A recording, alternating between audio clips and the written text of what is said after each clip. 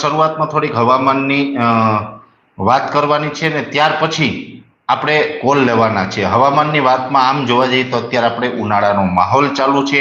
ઉનાળાની અંદર સ્વાભાવિક રીતે આપણે જોવા જઈએ તો તાપમાન હોય, હીટવેવ હોય ને અત્યારે એ જ પ્રમાણે હીટવેવનો માહોલ ચાલુ છે. આમ જોવા જઈએ તો આ એપ્રિલ મહિનાની અંદર આપણે સખત ઊંચું તાપમાન રહ્યું છે, રેકોર્ડ બ્રેક.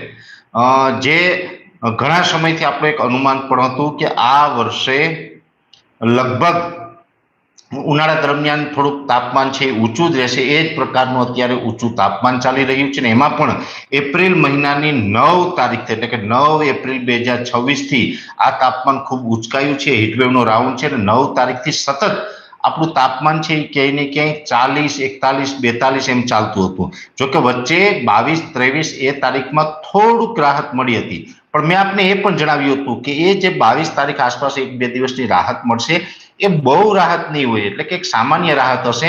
અને એમાંય તડકામાં તો આપણે બહુ તડકો લાગે એટલે સ્વાભાવિક રીતે આપણે એમ લાગે કે આ ગઈકાલે હતો એવો જ તડકો છે, એટલે એમ આપણે અનુભૂતિ ન થાય. પણ આંકડાઓની દ્રષ્ટિએ જોવા જઈએ તો ચોક્કસથી 1-2 ડિગ્રીની રાહત ત્યારે મળી હતી.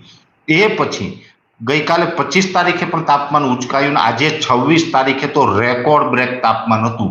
આજે અનેક વિસ્તારની અંદર 42 થી લઈને 45 ડિગ્રીની રેન્જમાં તાપમાન જોવા મળ્યું. સ્વાભાવિક છે કે અમુક જે દરિયાઈ કાંઠાના વિસ્તારો છે, દરિયાઈ કાંઠાના વિસ્તારમાં ઉકળાટ હોય, ગરમી થતી હોય, પરસેવો વડે આપણે એવું થતું હશે, પણ ત્યાં તાપમાન છે એ નીચું હોય. સ્વાભાવિક આપણે અનુભૂતિ એમ થાય કે બીજા વિસ્તારમાં જે 45 ડિગ્રી છે એવું જ અહીંયા છે, પણ એટલું ના હોય. ત્યાં આપણે 40 કરતા નીચું હોય દરિયાકાંઠા, ને દરિયાકાંઠે તો સ્વાભાવિક રીતે નીચું રહેતું હોય છે. એટલે એકદમ દરિયાકાંઠે જેવી રીતે સોમનાથ, વેરાવળ છે, માંગરોળ છે, કોડીનાર છે, ઉના છે, એ વિસ્તારો, સૂત્રાપાડા છે, દક્ષિણ ગુજરાતમાં પણ જે દરિયાઈ કાંઠાના વિસ્તારો હોય એમાં થોડુંક આપણે તાપમાન નીચું હોય, પણ ત્યાં પણ આપણે ઊંચા તાપમાનનો અનુભવ થતો હોય છે.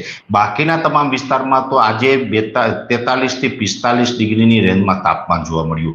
એટલે આજે તો જે એપ્રિલ મહિનાનું અંદર ખૂબ ઊંચું તાપમાન, એટલે સમગ્ર એપ્રિલ મહિનાનો સૌથી ગરમ દિવસ આજે હતો. હજુ આવતીકાલે 27 તારીખે પણ ગરમ રહેવાનું છે. આજ જે હતું એવું જ આવતીકાલે રહેવાનું છે. એટલે સતત ઉચકાયેલું તાપમાન છે. આમાં રાહત લગભગ આપણે 29-30 તારીખથી મળશે.